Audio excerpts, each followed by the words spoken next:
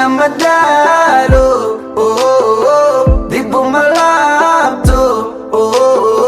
marna madalo another level ayaan dhihi karnaa boqolkiiba boqol fanaan Sharma Boy horumarka baasan uu sameeyey iyo qof fanaanka uu la soo heysay oo heesta kula luuqeynaya fanaankaas oo fanaan keenan justice sidoo horumarka uu sameeyey another level iyo muuqaalkii heestiisa ugu dambeysay oo maanta ama saacadahan kooban oo dhanka YouTube-kiisa oo ku soo baahiyay waxaan dhihi karnaa horumar aad iyo aad u baasan ayuu sameeyey ama dhanka fankiisa ha noqotay oran karaa waa fanaanka qura Justin Now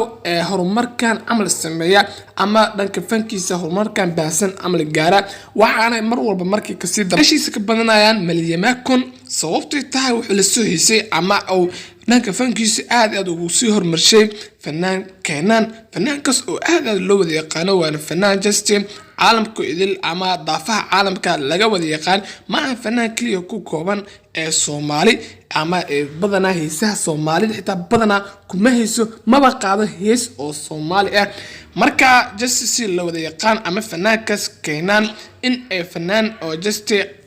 heesti oo ku soo aanbaxay ama heesti oo ku shacbaxay fanaan keenan waa heesti oo u qaaday koobkii adduunka heestaas waa hees qaraxday ama heesti lagu bartay fanaankaas Soomaaliyeed tan wuxuu la soo heysay ama oo ku soo luuqeeyay fanaankaas oo aad loo wada yaqaan ama aadka loo wada xiiseeyo dhanka fankiisa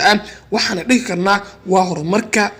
tallaabadii saddexaad ama tallaabooyinka ugu horeeyo oo qaaday dhanka fankiisa ama horumarkiisa baasan ee ka muuqato fanaan Soomaali ah oo dhanka ku soo shacbahay Soomaaliya oo horumarkan amal sameeyay ama Justin fanaankan amal booskiisa istaagay ma jiro ama fanaan dhanka raabka ha noqotay ama fanaan ku heeso dhanka murtida ama qaaba dhanka heesaha murtida